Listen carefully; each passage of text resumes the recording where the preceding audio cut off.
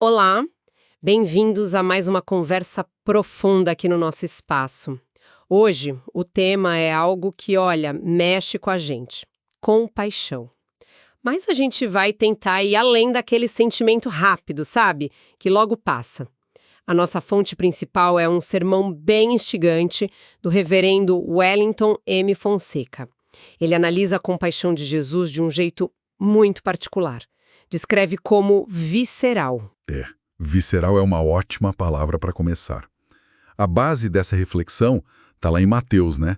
Capítulo 9, versículo 36. O texto diz que Jesus, quando viu as multidões, teve compaixão. Simples assim. Mas o ponto-chave que o sermão explora muito bem é a palavra grega original, splanchnizomai. Isso, assim, vai muito além da nossa ideia comum de pena, de dó. Sugere uma comoção interna, sabe? Um movimento lá nas entranhas, quase físico mesmo. Entendi. E a nossa conversa hoje vai girar em torno dessa ideia central que o material traz. A compaixão de Jesus, nosso alívio e nosso desafio. A gente quer desvendar o que isso significa na prática, né? E por que essa visão, mesmo sendo tão antiga, parece falar tão diretamente para nós hoje? Certo, vamos então desempacotar isso. O ponto de partida que você mencionou é essa diferença, né, entre a compaixão comum e essa visceral. O material usa um contraste bem forte que me chamou a atenção, a história do rei Xerxes, o persa. Ah, sim. Clássica. Ele olha aquele exército enorme e começa a chorar, pensando que, sei lá, em 100 anos, ninguém ali estaria vivo. É um momento de... é pena, talvez. Uma tristeza meio distante. É uma constatação, talvez? Mas aí o sermão coloca isso do lado de Jesus, vendo a multidão. A reação dele não foi só um sentimento, foi algo que impulsionou ele a agir, a ponto de, na leitura do sermão, a vida inteira dele, incluindo a morte, ser uma resposta àquela visão. A palavra é splanchnisomai, parece ser um motor de tudo isso ser movido por dentro. E é fundamental a gente perceber que essa compaixão visceral, como o texto ressalta, ela é tudo menos passiva. Voltando lá para Mateus 9, 36, quando Jesus vê as multidões aflitas e exaustas como ovelhas sem pastor, essa comoção interna foi o gatilho, foi o que fez ele agir imediatamente. Não era só sentir por elas. Exato. Não era um que pena delas, era o impulso que o compelia a fazer algo concreto sobre a condição delas. Não era pena de camarote, entende? Era um envolvimento que custava algo. Essa natureza ativa da compaixão é um fio que percorre todo o material. E o que exatamente Jesus estava enxergando ali, nessas multidões? O sermão argumenta que o olhar dele ia além, né, da superfície. O texto diz aflitas, e o material interpreta isso de um jeito bem amplo. Pessoas atormentadas por dentro, com ansiedades, tipo preocupação com dinheiro, contas para pagar, culpas escondidas também, a pressão social. Muita coisa, né? Muita coisa. E também exaustas. E aqui não é só o cansaço físico de um dia de trabalho, é aquele esgotamento mais profundo, sabe? Espiritual, que dormir não resolve.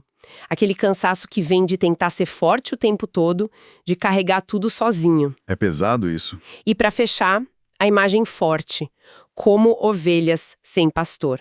Aquela sensação devastadora de estar perdido, sem direção, sem ninguém que veja de verdade, invisível. E o que é fascinante, e talvez um dos insights mais fortes do material, é como essa descrição de 2000 anos atrás, aflitas e exaustas, como ela ecoa tão diretamente nas nossas vidas hoje. O sermão usa umas analogias que ajudam a gente a conectar, sabe? Tipo, quais? A aflição, por exemplo, pode ser aquele isolamento que a gente mesmo se impõe por vergonha, quase como um leproso moderno, alguém que se sente impuro, indigno de contato. A exaustão pode ser a dor silenciosa do luto, como a figura da viúva, que ele menciona. Ou simplesmente o burnout da vida moderna, aquilo que o sermão chama de síndrome do sem-pastor. Essa sensação de estar sempre em alerta, perdido, sobrecarregado, sem uma direção clara. Nossa, síndrome do sem pastor. Forte isso. Mas de onde viria essa compaixão tão intensa em Jesus? Seria algo só dele? O sermão argumenta que não, né? Que essa compaixão, na verdade, é um reflexo do próprio coração de Deus.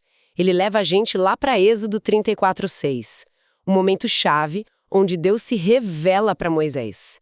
E a primeiríssima característica que Deus usa para se descrever é compassivo e misericordioso. Exatamente. Parece que essa compaixão visceral, o splanchnizomai, não é um detalhe.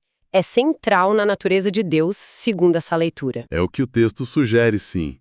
E essa mesma palavra, splanchnizomai, ela aparece em momentos cruciais nos evangelhos. O material enumera isso muito bem. Não são casos isolados, sabe? Formam um padrão. A gente vê isso quando Jesus encontra um leproso, lá em Marcos 1.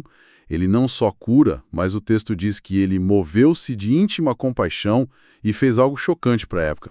Tocou nele. Tocou no leproso. É. A gente vê em Lucas 7, diante da dor daquela viúva em Naim, que perdeu o único filho, diz que o Senhor compadeceu-se dela e agiu. Em Mateus 20, com os cegos na beira do caminho. De novo, ele é movido de íntima compaixão antes de curar. E talvez a ilustração mais poderosa disso tudo esteja na parábola do filho pródigo, lá em Lucas 15. Quando o pai vê o filho voltando, de longe, todo acabado, a reação descrita é essa: ele encheu-se de compaixão. E essa compaixão fez ele fazer o quê? Correr, abraçar, beijar o filho, antes de qualquer palavra de arrependimento do rapaz.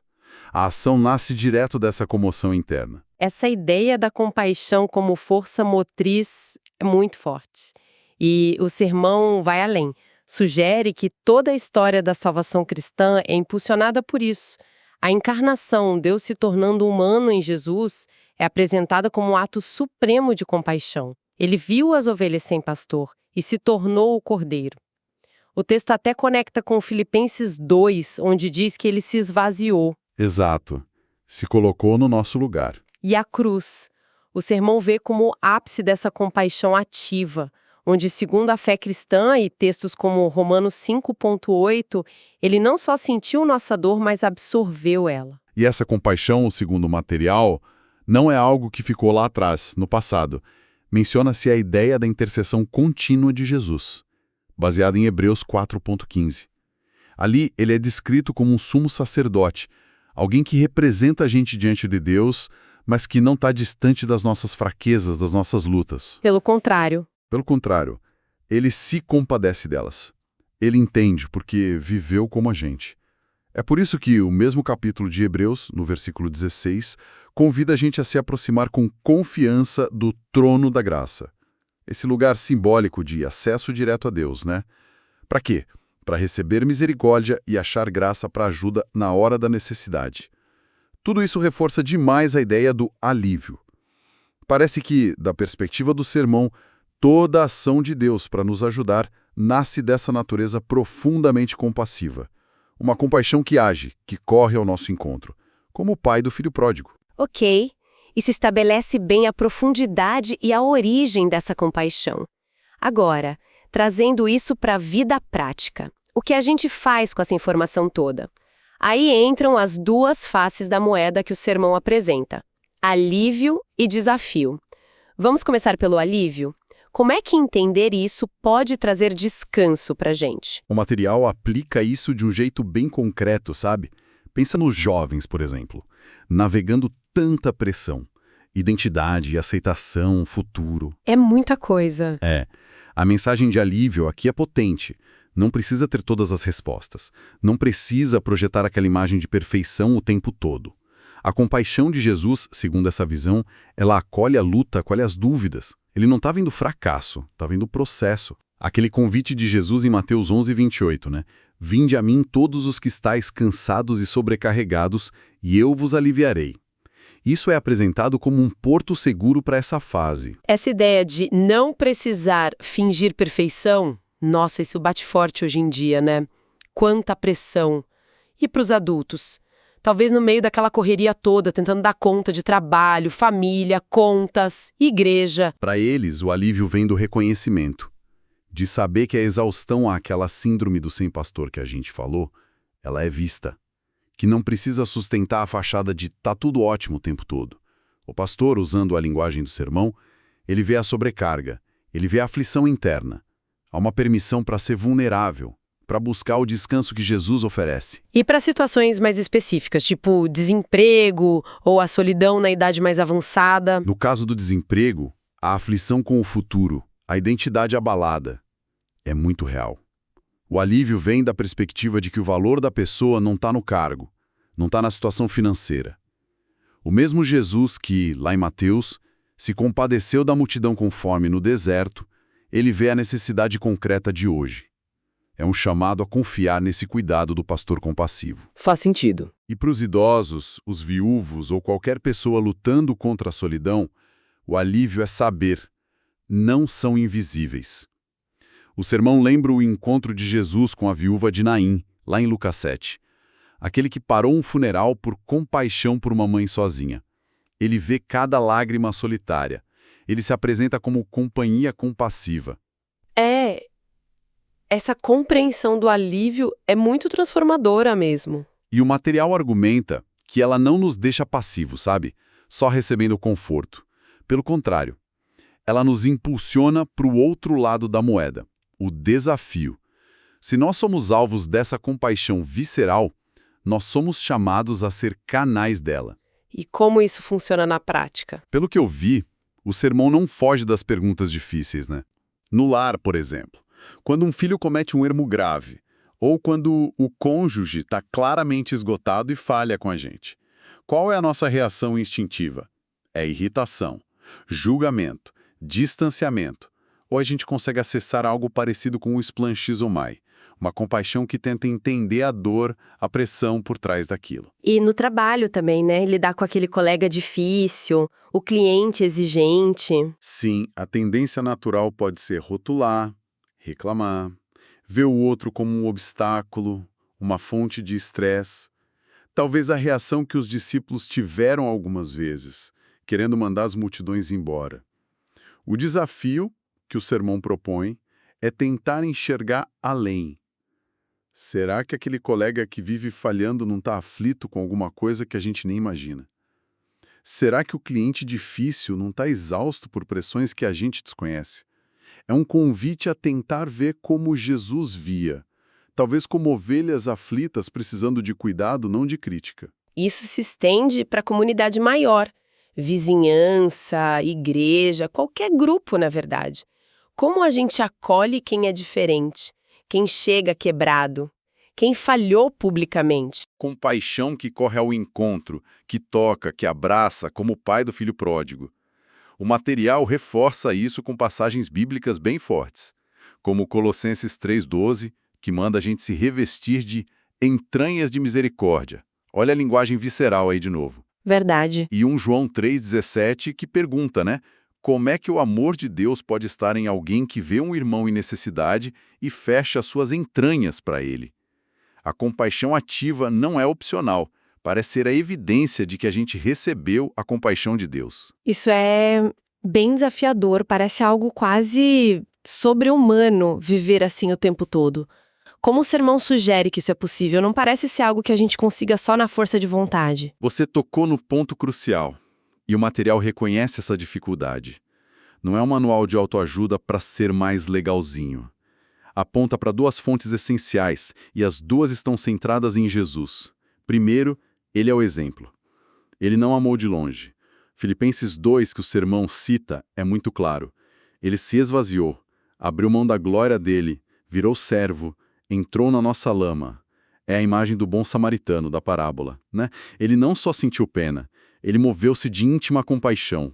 Parou a viagem dele, cuidou das feridas do homem espancado, botou na própria montaria, levou para uma hospedaria e ainda pagou pela estadia. Uau! Compaixão que age, que se incomoda, que tem custo.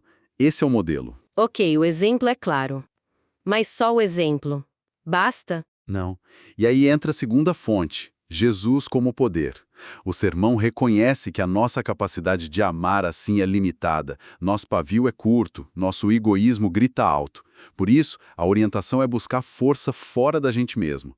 Lembra do trono da graça de Hebreus 4,16? Lembro. A ideia é que a gente pode ir a Deus justamente quando a nossa compaixão falha, pedir a misericórdia dele pela nossa falta de compaixão e buscar a graça, a capacitação divina para agir como a gente deveria.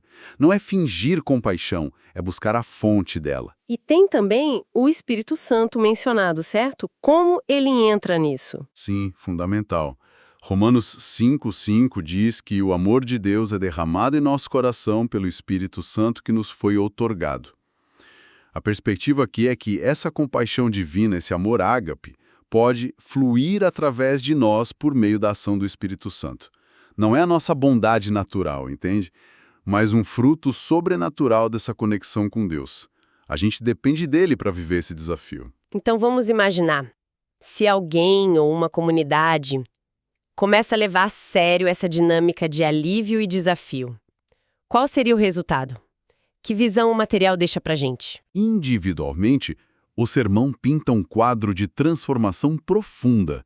A pessoa que realmente se apropria desse alívio, dessa certeza de ser vista e amada por Deus, com essa compaixão visceral, ela começa a experimentar uma mudança interna. A ansiedade crônica pode dar lugar a uma paz mais estável, sabe? O medo paralisante do fracasso diminui, porque a confiança não está mais no próprio desempenho, mas no pastor que restaura. A pessoa deixa de se ver só como ovelha aflita para se tornar ovelha descansada, como o Salmo 23 diz. Até a oração pode mudar, ser menos um ritual formal e mais uma conversa íntima, confiante com esse Pai compassivo, correndo para o trono da graça.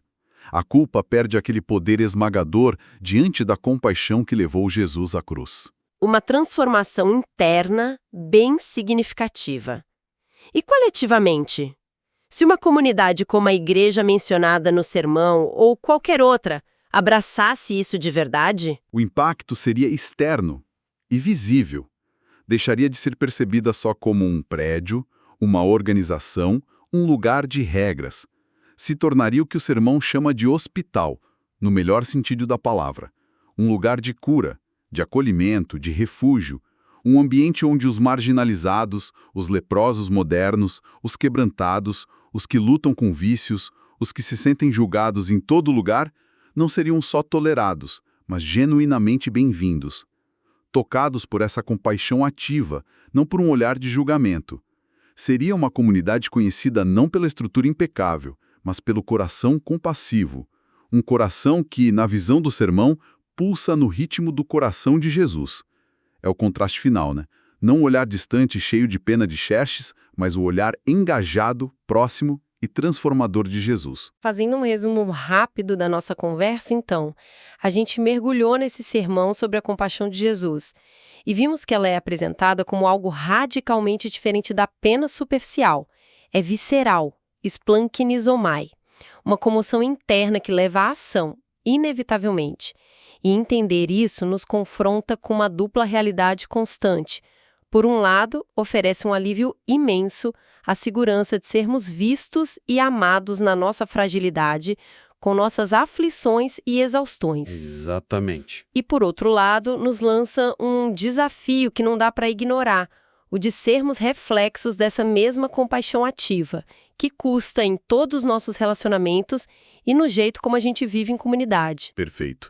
E isso nos deixa com uma reflexão final que vem direto da conclusão do material que a gente explorou. E se a gente tentasse, assim, deliberadamente pedir a Deus para enxergar o mundo e as pessoas ao nosso redor, não só com os nossos olhos, que tão fácil julgam, se cansam ou sentem só aquela pena distante tipo Xerxes, mas com o vislumbre do olhar de Jesus. Um olhar que vá além das aparências e veja a real aflição e exaustão. Um coração que seja movido visceralmente, sabe? Não só por dó, mas por um impulso genuíno de se importar. E mãos que não fiquem paralisadas, mas que se estendam para agir, para tocar, para oferecer ajuda concreta, mesmo que isso custe alguma coisa para a gente. Como isso poderia transformar o nosso dia a dia, nossas interações mais próximas, nossa participação na sociedade? Fica essa pergunta aí, ecoando para a nossa própria reflexão.